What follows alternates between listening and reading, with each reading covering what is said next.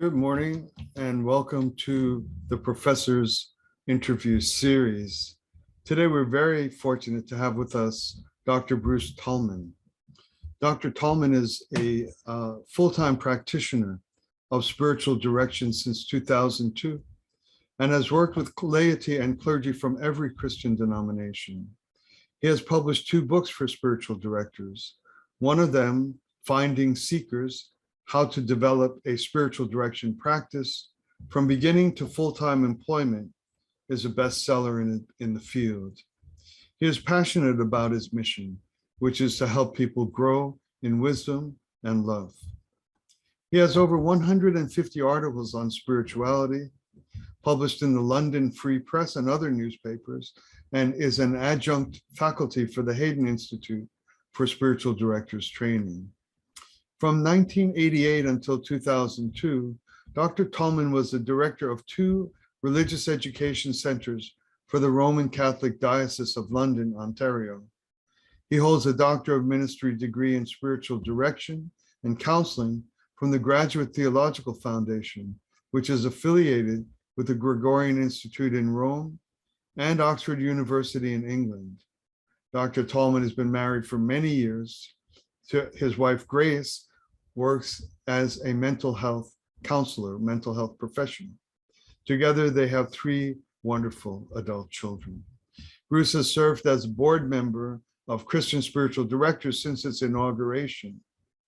When I was speaking to Bruce prior to the call this morning or prior to the show, I learned that in his practice as spiritual director, he has prepared over 4,000 young couples for marriage. So his counseling has also been counseling and direction for young people preparing for marriage. What a wonderful gift to the world, and how enriching it must be to work with people, young people getting ready for married life. Please join me to welcome to the program this morning, Dr. Bruce Tallman. Dr. Tallman, thank you very much for joining us. This is an honor. Thank you for having me. Yeah, we've waited a bit of time, so it's something I've really looked forward to, and very grateful that you're with us. You told me before we went live, but where are you exactly now? Where are you? In London, Ontario, which is about 2 hours west of Toronto by car. Okay. So, yeah, we're kind of right in the middle of the 3 of the Great Lakes. Beautiful. And do you get to the lakes? Do you? Oh yeah, all the time. You're a lucky man then. Yeah. And your environment is rural, or you're on the suburbs or city, or? Yeah, London has about 400,000 people. We're kind of in a suburb in Southwest London. Yeah. Well, it's great that you could make the time to join us this morning. It's really our blessing, our good luck. It's my blessing too, believe me. Thank you. Yeah, we've had a little time to get to know one another, and I've learned about a life of enormous amount of service that constitutes your whole life and your daily life, and the demands that come on you. But the main thing, and of course, every life, we could discuss forever and all kinds of things about the wonderful work you do, and maybe it'll come up. But the main thing we're here is to highlight and bring to the public attention your most recent publication, God's Ecstatic Love, and this it's bringing into the present a classical spiritual treatise. That's right. Yes. But in your case, I get the sense that it's not done as a matter of kind of arid academic undertaking. It's a passion. It grows out of your life's. Exactly. Yes. Yeah. So it grows out of. I grew up in Canada, in the United Church of Canada. I'm going to kind of give you the Coles notes of my spiritual journey, because it's pretty long and convoluted. So my parents were heavily involved in the United Church of Canada, which is like the United Church of Christ in the States. And I attended until I was 13, and I was confirmed at 13. And then, as one United Church minister said, confirmation is kind of like graduation from the church. So I stopped going, and I was kind of just, I guess I still believed in God. Anyway, a significant event happened when I was about 17, and that is that I had a personal interview with Billy Graham, Reverend Billy Graham, a one-to-one meeting with him. And at the end of the meeting, this is just before one of his crusades, and he wouldn't even use the term crusade anymore. Wouldn't be politically correct. But anyway, at the end of the meeting, we both stood up and he shook my hand. He looked me in the eye and he said, "Bruce, we're expecting great things from you." I mean, he probably says that to every young man he meets, but this scared the daylights out of me. And I don't know if you know the story of Jonah in the Bible, where Jonah tries to run away from God. So I tried to run away from God. I had started university, and I was in a sociology of religion class, and I did an essay exposing how Billy Graham crusades emotionally manipulate people. And so, yeah, and then I was in an anthropology class, and we're studying the theory of evolution, and so I kind of fancied myself to be an atheist for a while. And yeah, that went on for quite a while. When I graduated, I had two friends who received a grant from the Canadian government to do a study of Aztec, Inca, and Mayan ruins. And so they were given this grant to do the film work of these ancient religious sites. And they needed somebody who could do the still photography. So they took me along with them. And I should say that before this, I was working at a jail and as a counselor, and there was a lot of drugs floating around, and me and my roommate decided to try out some of these drugs. I mean, nothing really heavy. And so when we were traveling all through Mexico and Central America and Latin America, we were constantly, visiting these religious sites. I mean, the only thing left of a lot of these civilizations is the temples. And so, and I don't know if most people know this, but there's in Mexico, there are pyramids that are bigger than the pyramids in Egypt. I mean, there was one that looked like a mountain, like a small mountain. And on top of it, I mean, vegetation had grown over it, but on top of it was a Catholic church. But this church was built on top of this pyramid. And anyway, so when we got back to Canada, we spent 11 months in Latin America. When we got back to Canada, I was kind of interested in religion. And the people who me and my roommate used to do drugs with were getting into heavier drugs, and I knew I didn't want to go down that road. And I thought there must be some kind of natural way to get high. Well, this was in the 1960s, and I was a big fan of the Beatles, and the Beatles were a big fan of Maharishi Mahesh Yogi. And so I studied, I took transcendental meditation with the International Meditation Society. I learned yoga. I was actually teaching yoga and meditating, and that was really good for me. But then I got into graduate school in psychology, and I found I couldn't get in. I was so busy. I was working full time, and I was in graduate school, and I working on a master's in psychology, and I just found that I couldn't get into meditating anymore. I was just too uptight all the time, and a lot of the professors, it seemed like, were atheists. And so I switched into religious studies. And I switched into religious studies because I'd met my wife, and she was kind of a fundamentalist evangelical Mennonite. And the first Christmas we were together, as a gift, she gave me a Bible. And I thought, what kind of gift is this, and like, yeah. So I had never read the Bible, and her parents didn't need to marry her because I wasn't a born again Christian, you see. So just to impress them, I took a course on the Old Testament, and the professor was horrible. He plagiarized everything, I found out later. But as part of the course, you had to actually open the Bible and read it and, do some writing on it. And so I opened it at Proverbs, and I was blown away by the wisdom in Proverbs and the Psalms. And, it just, the Bible's been, ever since, has been a daily, Bible reading thing for me. Anyway, my wife Grace and I started going to Protestant churches. We bounced around from one church to another. We moved from Winnipeg to Toronto, and so I could complete my master's degree in religious studies. And when we were there, we found a church that was called the Toronto United Mennonite Church.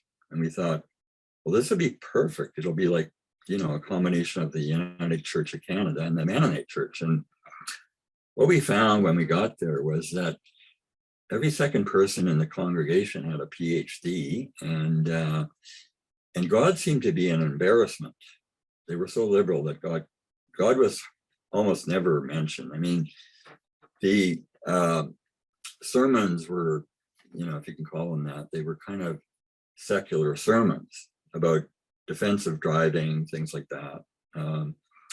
God was almost never mentioned. And so we got up one Sunday morning before going to church, and we said to each other, if we hear another secular sermon, we're out of this church, we're leaving this church.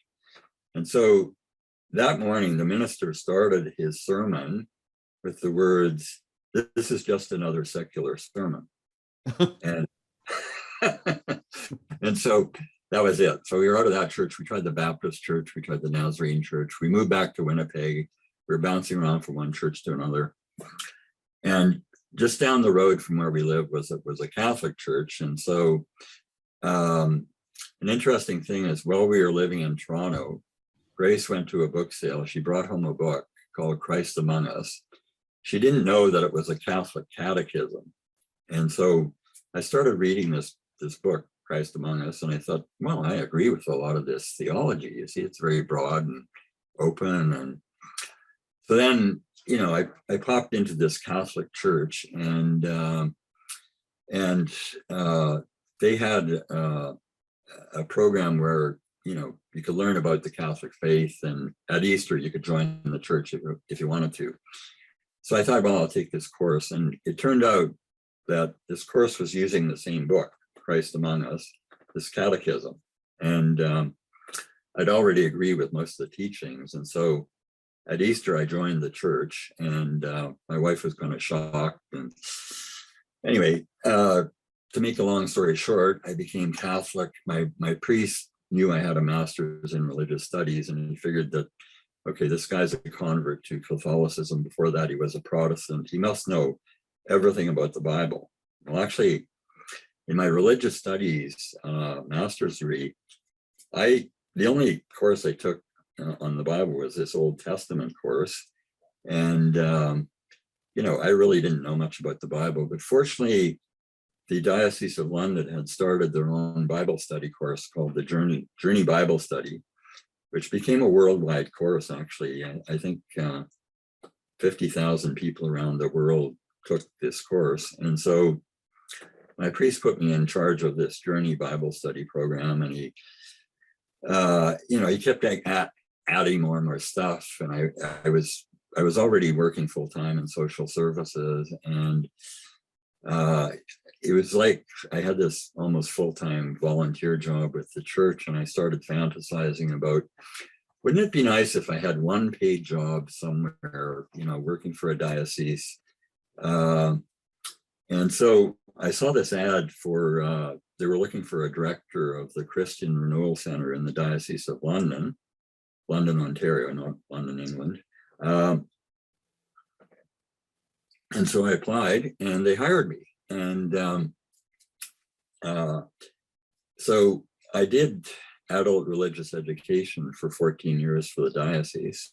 In 1999, I started sensing a calling to be a spiritual director or spiritual counselor. And so I thought, well, I'll just take a weekend course, a couple of workshops on how to be a spiritual director, and I'll hang out my shingle and people will flock to me. See, that's the naive idea I had about how this is going to work. Of course, it didn't work that way. And somehow I ended up in a Doctor of Ministry program in spiritual direction at the Graduate Theological Foundation, which is on the campus of Notre Dame University. And I managed to get through that. I graduated. US or a Notre Dame in the US? Yes. Okay. Mm-hmm. Yeah. I graduated in 2003 with my Doctor of Ministry in Spiritual Direction. But before that, while I was still working for the diocese, I was building a spiritual direction practice, and I had enough directees, people taking spiritual direction, that I figured I could leave my job with the diocese and do this full time. So in 2002, I left my job with the diocese, and I mean, as of August 12th, I'm going to be starting my 21st year as a spiritual director. I now work mainly with clergy, some lay people. And as I was saying before we started the interview, Frank, I do a lot of marriage preparation, and I've worked with thousands of couples preparing them for marriage, which is a great privilege and also a lot of fun because, they're in a really good space, and yeah, it's just fun to work with them. So, yeah, so that's been my spiritual journey. And so I converted to Catholicism in 1983 with rose-colored glasses. Now, those rose-colored glasses have been totally knocked off, and I work a lot with Anglican, Episcopalian, we call them Anglican clergy. And I sometimes think about becoming an Anglican, or maybe going back to my United Church roots, or just, not going to church, period. Because I feel like sometimes people don't just suffer for the church, they suffer from the church. And, I don't know if you know Richard Rohr. Do you know Richard Rohr? Yeah. So I no longer consider myself a Roman Catholic. I consider myself a Rohrman Catholic. Richard Rohrman Catholic. Anyway, so I've been his disciple for like 30 years, and he's what keeps me in the Catholic Church, in spite of, I'm not in favor of not ordaining women as priests and bishops. I think we should be ordaining women as priests and bishops. There's been the clergy sex scandals. There's been in Canada, recently in the past year, there's been the discovery of all these graves at residential schools. Yeah. And, that was kind of like almost the straw that broke the camel's back. Yeah. So I consider myself, kind of a fringe Roman Catholic. I've always been interested in Buddhism, and, I started off, after the trip through all these Latin American temples and, religious sites, interested in Hinduism with Maharishi, and, but I'm interested in Buddhism. I do Tai Chi every day. And so, anyway, that's kind of my spiritual journey. Fantastic. It's fantastic. I'll call you Bruce. That's fine. Yeah. Yes. Yeah, definitely. Thank you. Yeah, it's fantastic. It's most fascinating. And I guess it has to be said, every biography, I'm sure, must be genuinely fascinating. But this one, yours, is remarkable to listen to. And just as I listened, I wondered, what allowed you to have a personal interview with Billy Graham? Why was that happen? Yeah, that's a very good question. My dad was working for this businessman who was running this fairly large insurance company. And my dad's boss was a devout Baptist. He was responsible for organizing Billy Graham to come to Winnipeg and give a crusade, you see. And I happened to be reading a book about Billy Graham, at the time. And my dad said, well, would you like to meet him? And so I said, sure, that'd be amazing. So my dad arranged it through his boss. That's how Beautiful, beautiful. yeah. So you were in your late teens, you were late high school or something like that at the Yeah, time? 17. Yeah. And but oddly enough, or believe it or not, I went to school with his son Franklin. I went Oh, to really? high school with him. Yeah. And Okay. also I attended a number of the school I went to was a classical evangelical Christian boys boarding school. Okay. And it was preeminent. It was the preeminent Christian boys boarding school. So where Billy would send his son. So I went to a number of the crusades and stuff like that. And I think he more or less stands up. His biography holds. Yeah. Yeah. Yeah.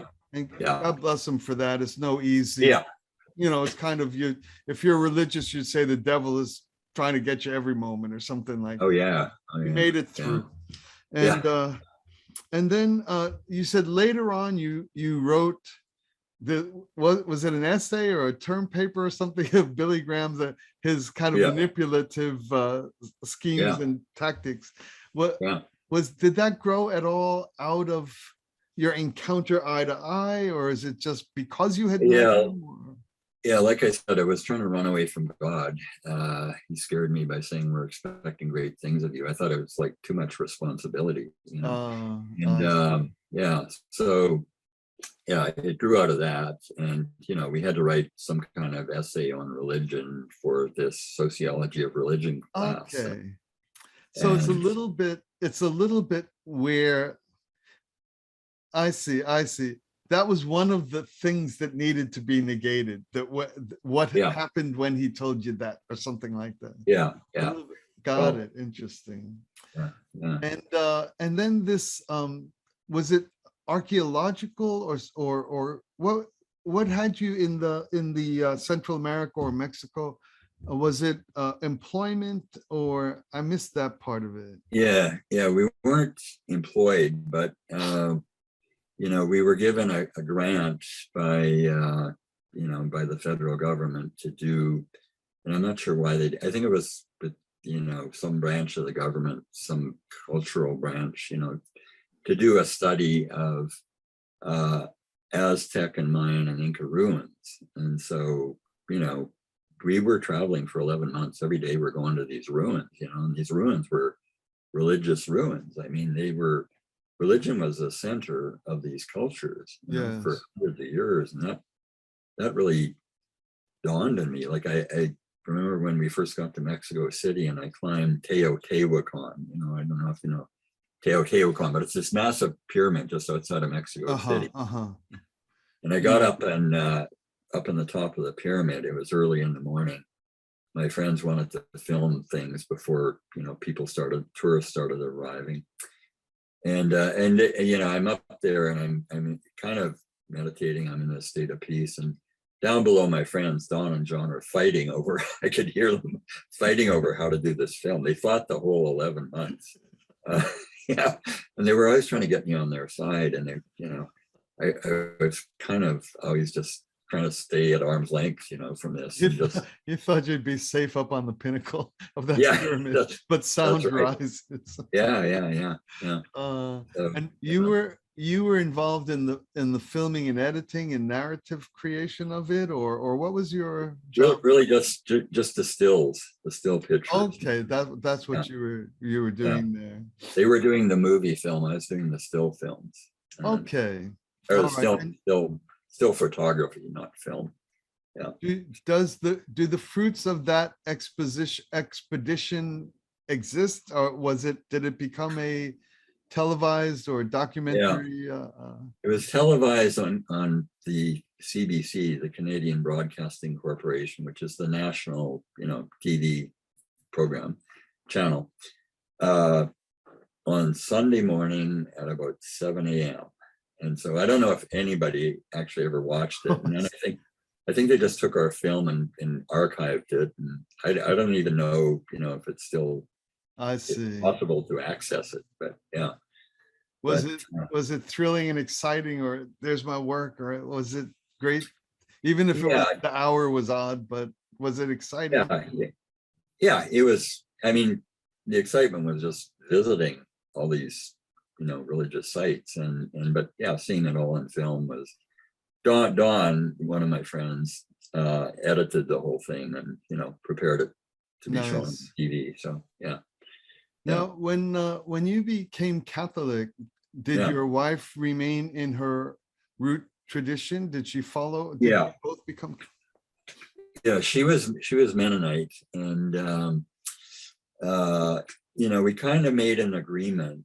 Like she was attending the Nazarene Church, the Church of the Nazarene, and they had this Bible study program, and so she said, and I was leading this Journey Bible study, Catholic Bible study program. And I said, well, if you agree to take the Catholic Journey Bible study program, I will agree to take the Nazarene Bible study program with you. So we did that, and Grace got to know Catholic teachings and realized that a lot of stuff she had learned about Catholicism was kind of inaccurate. And so 4 years later, she joined the Catholic Church. And finally, we could get our kids baptized, because Mennonites don't baptize children, so they baptize adults. So our kids were, baptized at the age of 8 and 5 in the Catholic Church, which is unusual. Yeah, Usually babies are baptized. right, right. Anyway, and I think Grace just joined because she wanted us all to be able to go to church together, you see. And she had learned as a fundamentalist that the man was the head of the household, and the wife should do what the man wants, you see. So she kind of joined for not the best reasons, but just so we could all go to church A little together. bit as a kind of manifesting that spiritual that biblical injunction as she understood it in part. Yeah, that exactly. Yeah. So then, we all went to church together until Cardinal Ratzinger became Pope, and that was sort of the final straw for Grace. And she left the Catholic Church when Ratzinger became Pope Benedict, and she has never gone back. And so I still go to the Catholic Church weekly, but when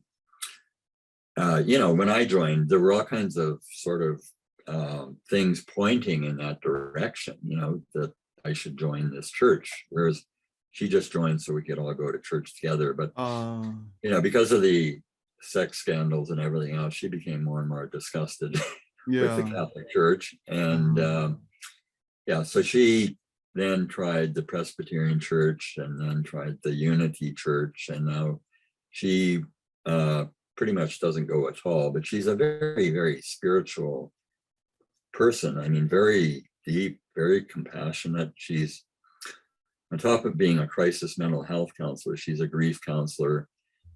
She was, back when she was in the Catholic Church, she was a Catholic chaplain for a while at a veterans hospital here in London. Yeah. And so it's been a convoluted journey for her, but she just believes in compassion now. She believes in God. We pray together, and but she's not really impressed with any Christian denomination, and yeah. That's very interesting. It's very interesting. Unexpectedly, as we chat, it's kind of like the burden on contemporary and conscientious Christians to find the community that holds sufficiently acceptable, or something like that. It's an interesting kind of biographical account of what must be part of the contemporary Christian experience. Yeah.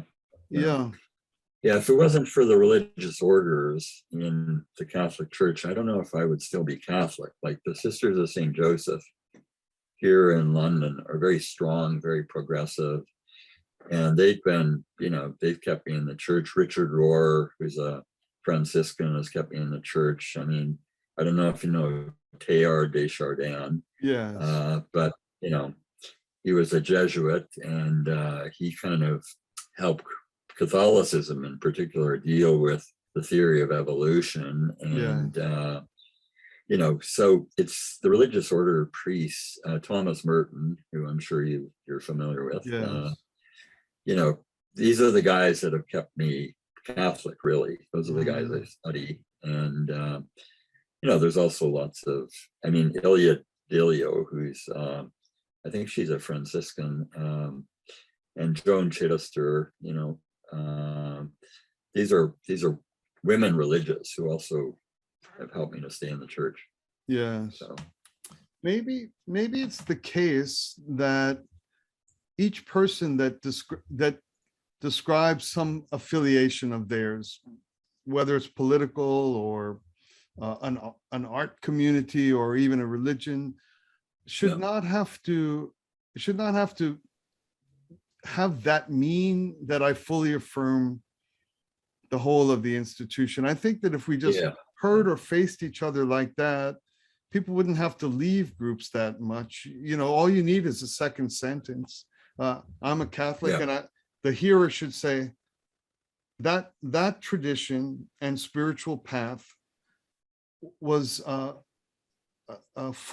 helped that person find a place to do what he needed to do to become a good human being. That's what that sentence means. And then the next thing should just be curiosity. What about it? What about the institution still sounds good or still affirms? And I've heard this. I wish we were more conversational rather than a simple utterance, meaning I represent and defend everything you may have ever heard or felt about this group or that. And especially politically these days, that's a curse on us that we're not allowed a second sentence. Everyone just paints you whole with a single identifier. It's interesting because when we call ourselves something, it means that a lot of our lives had a place, had some words of guiding us through the uncertainty of trying to get through life properly. That's what it should say or mean. And there should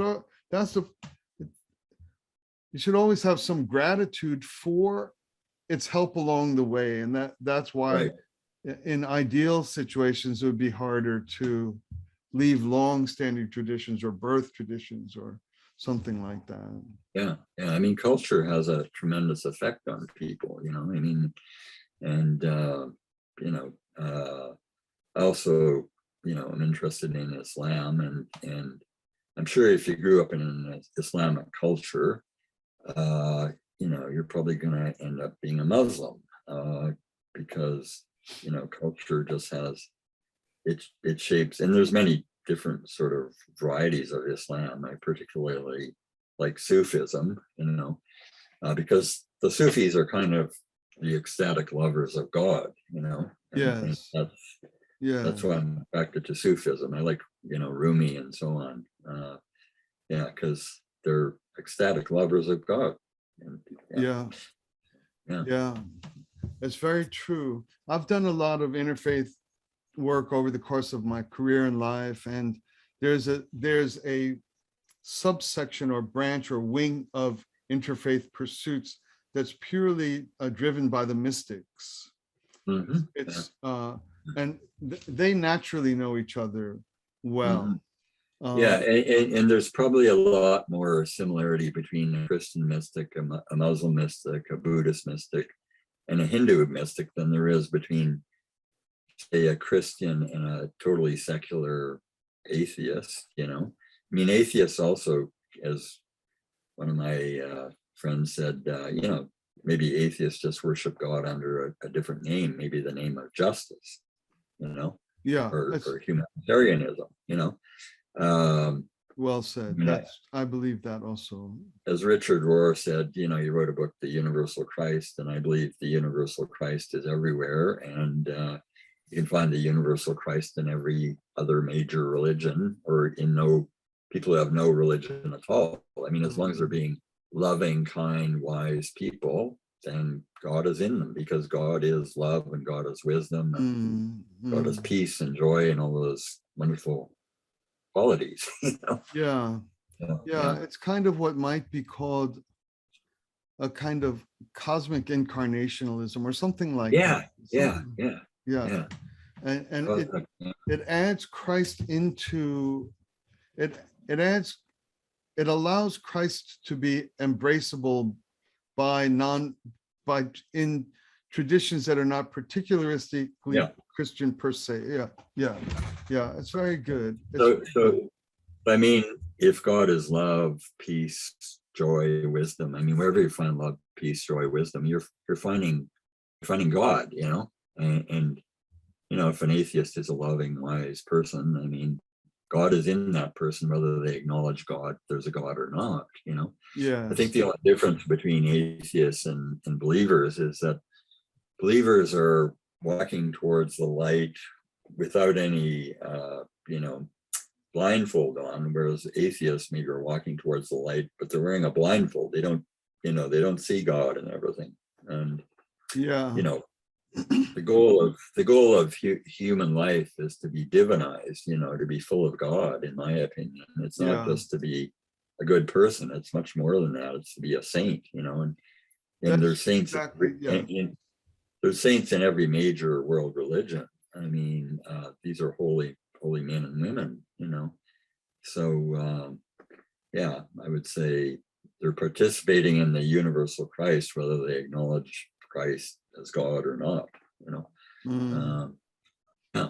So yeah. So I think Christians, if I wrote my book, God's Ecstatic Love, partly because I think there's like there's people with sort of a very narrow theology. It's like they're wearing blinders, and you know, but they're very passionate about their narrow theology. And then there's other people who have a very broad theology. It's almost so broad. It's almost like they don't know what they believe, and they're not passionate at all. And Jesus said the great commandment is to love God with all your heart, mind, soul, and strength. Strength means will. So, love God with all your passion, intellect, soul, and will. So I think I'm becoming more and more convinced that the world's biggest problem isn't climate change. It's what is really needed is adult religious education. yes, Where you're open to learning from other religious traditions. You're not anti-science. You're not anti-intellectual. You're spiritual. You're rooted in whatever tradition you need to be rooted in. I mean, the Dalai Lama said, if you dig 10 shallow wells, you'll never hit the underground river. So get, centered in one tradition, go really deep in it, and you will come to the underground stream, which connects all the other, wells, all the other religions. yeah, And I think it's the mystics that connect, they can connect with each other through, I think the basis of interreligious dialogue is to start with the premise that God is mystery and God is ineffable. And as St. Augustine said, if you think you understand God, it's not God who you understand. yeah, uh, so let's start off with a little humility, not like we have God in our back pocket. We know all about God, and other people don't. We all should start with mystery. God is mystery, and be humble and open to learning from other traditions. And you can enrich your own tradition by learning from other traditions. absolutely, You don't yeah, have to be enemies. right. It Yeah, always, it always, it always enriches your own tradition the more and yeah, more you learn yeah. from others. That's It's right. a Yeah, beautiful paradox. It's one of the sweetest of all paradoxes, yeah, really. Um, yeah, yeah, yeah. I His agree. Holiness the Dalai Lama. One of the beauty of him is how uh, how close to one he is between what he says and how he lives. Uh, Yeah, yeah, it's for an sure. enormously a huge accomplishment or inheritance on Yeah, his part. And I was just Yeah. going to say, when I hadn't heard this, you dig, what was it, a dozen shallow wells or whatever the Yeah. quote? Yeah. Yeah, Yeah. because I know the story of a disgruntled Catholic coming to him and seeking to enter into the tradition of the Tibetan Buddhism. And the Dalai Yeah. Lama absolutely refused him and asked him where he Yeah. was from Yeah. and sent him back to Yeah. go continue in his tradition. Yeah. Yeah. And, Yeah. like insufficient or shallow religious leaders would excitedly score the big plum, we got this guy and, he came to Yeah. the true faith, but Dalai Lama Yeah. just sent him right back home, which is so faithful to these kind of aphorisms like you just described about the Yeah. shallow wells. He didn't want to harm the chances of that particular fellow, even though Yeah. he knew his own traditions are perfect for bringing people to their heights if they're practiced right. Yeah. Yeah. It's Yeah. a nice story. Yeah. So the book, how long ago, God's Ecstatic Love, and the Yes. publisher again, please. The publisher is Apocryphal Press. It's an independent press, so Okay. it's not a self-published book. But one of my previous books, Archetypes for Spiritual Direction, was with Paulus Press. And what I learned from the big presses is that you do 90% of the work and get 10% of the royalties. They do 10% of the work and get 90% of the royalties. So Yeah. I wanted to go with an independent press. My previous book to this one, Finding Seekers, I also published with Apocryphal Press, and it's kind of a bestseller in the field of spiritual direction. I think probably maybe a third to a half of all the spiritual directors in the world have read that book. But this new book, this is the cover, and I don't know if you can read that, but It looks good on screen. Yeah, beautiful. the subtitle is Transform Your Life with a Spiritual Masterpiece. Now, the spiritual masterpiece is not my book. I think I wrote a good book, but the spiritual masterpiece is St. Francis de Sales' treatise on the love of God. And so I'm doing a 21st century commentary on it because it was published in 1616.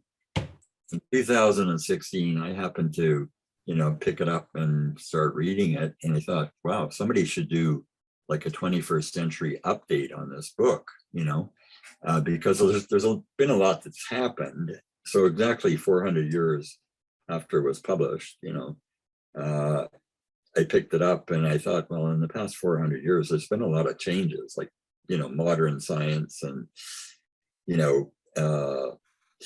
biblical criticism. We've had the American Revolution, the French Revolution, the Chinese Revolution, the Russian Revolution, 2 world wars, the internet. There's the new atheists. There's people now, a lot of people who are spiritual but not religious. There's stuff that Francis de Sales couldn't even imagine. So Yes. I thought this book needed an intellectual updating, but it's also a devotional book. And so it's meant to appeal, to people's hearts and their minds. And pretty much everybody who reads it says that, they feel like it increased their love of God, and deepened their understanding of God and so on. So my goal is, partly, just to help people draw closer to God. That's the reason I wrote it. Yeah, very good.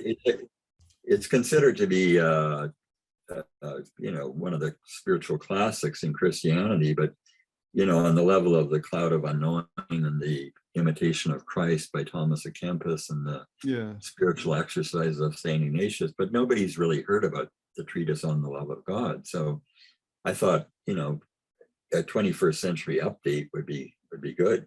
So Yes, indeed. that's why I wrote it. So yeah, I thank you for sending it to me, and I really enjoyed reading it and the spirit of it as well. yeah. And Yeah.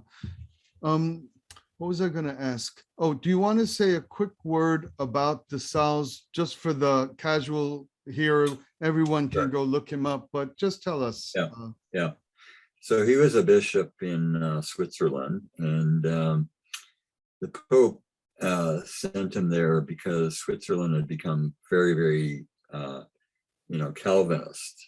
I mean, John Calvin, converted a lot of people from the Catholic Church to Calvinism. Yes. And so the Pope sent Francis de Sales to Switzerland to try and win people back. And he did that mainly through his writing. He wrote a book called Introduction to the Devout Life. That was his first major work. And that book, Introduction to the Devout Life, I mean, still sells today after, hundreds of years. I mean, how many books do that? Yeah.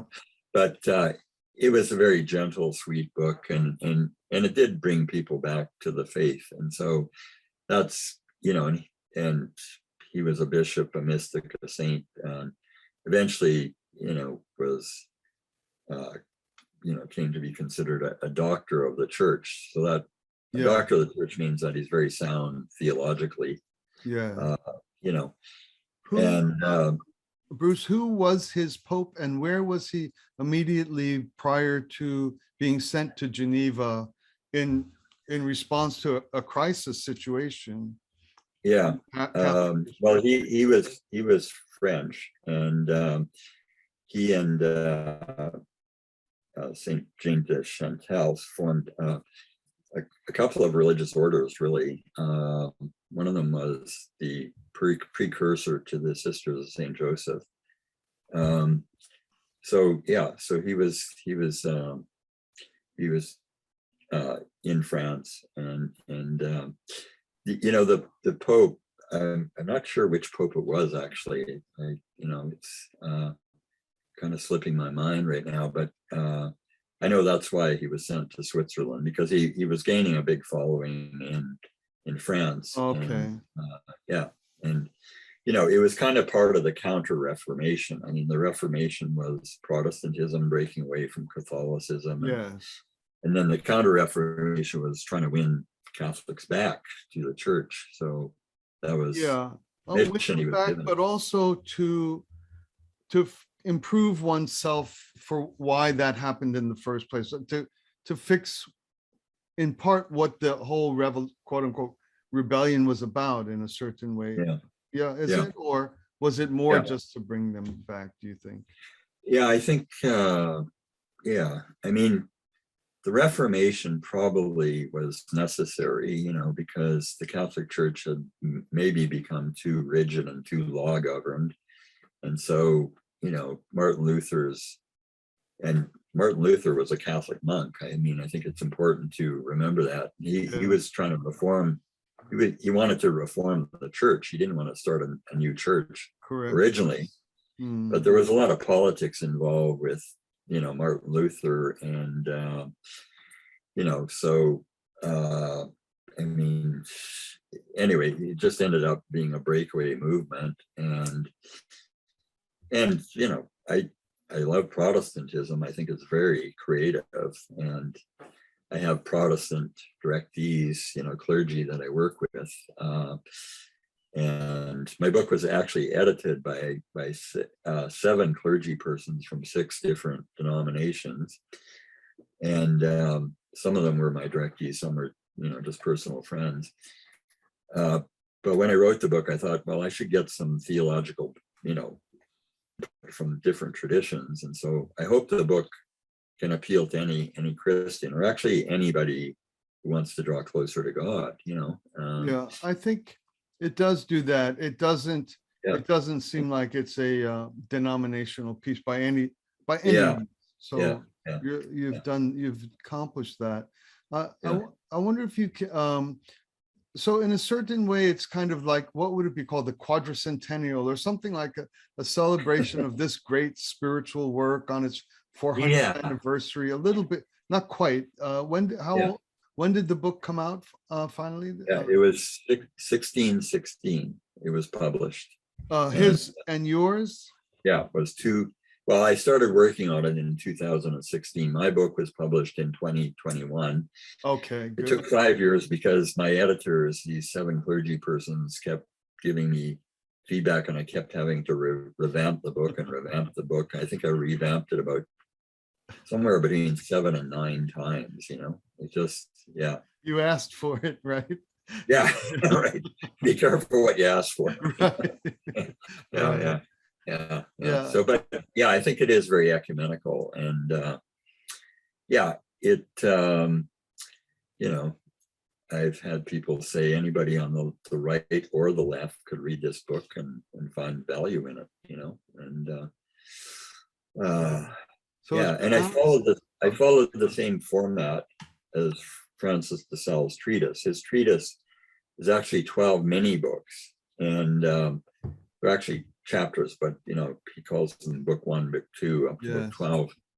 So I followed the same format, and you know, more or less the same chapter titles, and you know, so it's and 20% of the book is quotes from the original treatise, but I used a translation that was before 1923. Anything before 1923 is in the public domain, and you can quote as much as you want, and there's no copyright issues with that. After 1923, things, you know, you run into copyright issues. So 20% of my book is quotes from the original treatise, and it's packed full of scripture quotes and my own reflections, you know, based on all these different people I've studied. I mean, Richard Rohr comes into it a lot. Yeah, the Universal Christ and so on. But yeah, it's been a real labor of love. It's been, you know, a challenge.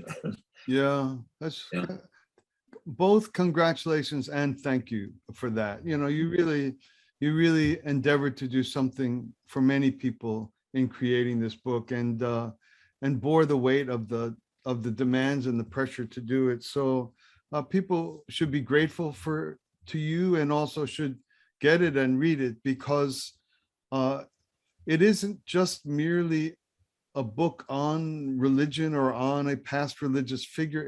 It's guidance for living day to day in our time now, and for both small and big issues as well, which you bring into the book. The challenge, I try and political challenges of the day, and I didn't want it to be so heavenly bound that it was no earthly good, you know. So I include a lot about social justice in there. I mean, the great commandments are to love God with all your heart, mind, soul, and strength. And then Christ said the second commandment is like the first, and that is love your neighbors as yourself. Well, you can't love your neighbors as yourself if you're not interested in social justice, you know. I mean, social justice, as the great Protestant theologian Reinhold Niebuhr said, social justice is the proper distribution of love throughout society, you know.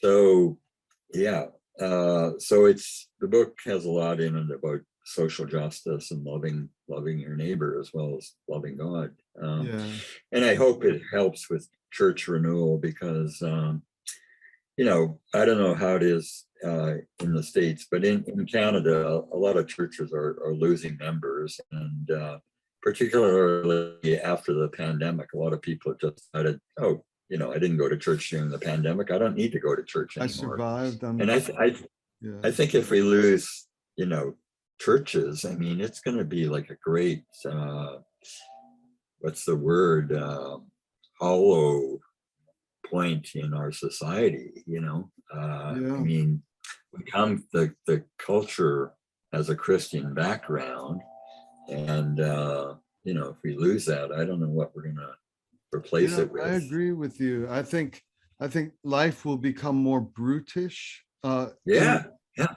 And also the citizens will become more vulnerable without the churches. I think these are two real dangers, and I'm really grateful that you've kind of sought to awaken a core point, the core of it all, which is the love of God.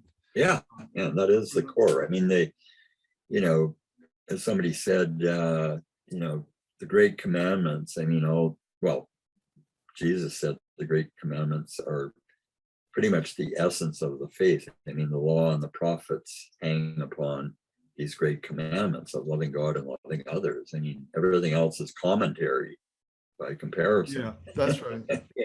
Yeah, that's yeah, right. yeah. So this is what I think is, 21st century commentary on the greatest work of one of the greatest saints, Francis de Sales, on the greatest topic, how to love God. That's what it's about. So, yeah. So, yeah, the core of Christianity, which is the historical background to our whole culture, is, loving God. I mean, Christ said that, that the law and the prophets hang upon these great commandments of loving God and loving others as you love yourself, and everything else, in my opinion, is commentary, everything else. Right. So we got to go back to the basics here. And, part of the reason I wrote the book is that because I don't think I know too many people who are loving God with all their heart, mind, soul, and strength. I know very few people who I think would be classified as modern day saints, So I think we need to discover the mystical tradition of, Christianity, which, like I said before, can relate to the mystical tradition of any other tradition. If we start off with the premise that God is ineffable and God is the great mystery, and, let's be humble here and realize we don't know everything about God. Maybe these other people know a lot about God too. Yeah. Oh, yes, that's right. That's very right. Yeah. When we have a couple of minutes, when you mentioned mystery, I was thinking that mystery, you can know a lot about anything and preserve mystery. Yeah. So the statement God is a mystery shouldn't function as, don't ask me, just believe. It's not fideism. So it's kind of like, in a certain way, I've been married 50 years, and I say my wife is a mystery. You say, what, you don't know anything about? I know a lot. Yeah. But I'll never know. She's infinitely to be discovered. And I think that's what you call the ineffable. It's not that's the whole thing is just, I don't know, right? Yeah. Isn't that part of the... Yeah, exactly. The great thing about God being ineffable is there's always more to learn, Yeah. But our path, we can learn a lot. We can develop an intimate relationship and be quite familiar. Yeah. Yet not know simultaneously. Yeah, that's right. So, Richard Rohr talks about always having a beginner's mind. That's a beautiful phrase. Yeah. So you're open to awe and wonder, and you're a lifelong learner. I guess you might draw that from the as a child, from Jesus, unless we be like children, the beginner's mind. Yeah.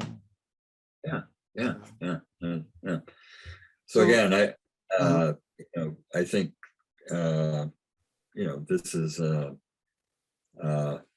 I don't know if we got cut out when the sirens went by, but again, I think this is a commentary on the greatest work of one of the greatest saints, Francis de Sales, on the greatest topic, how to love God. That's what the book is about, and I hope it helps people and maybe brings about church renewal, because in North America and Europe, I think Christianity is, in some ways, it's become toxic. In some cases, people have a very narrow theology.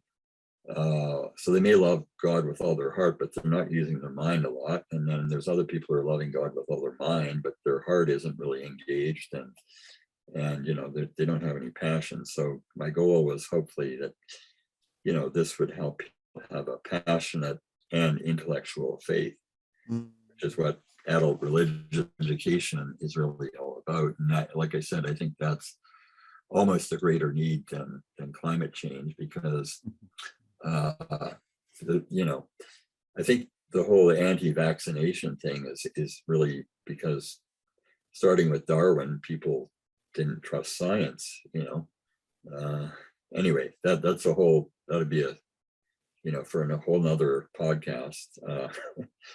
But you know, people have a distrust of science, and that's led to the anti-vax movement. And but I think it all started back with Darwin's theory of evolution, and which didn't seem to jive with the Bible, you know. Yeah. And that, Yeah. you know, but that's kind of, That's it. so we It's need to overcome fundamentalism, is what I'm saying. And adult religious education is the way to overcome fundamentalism.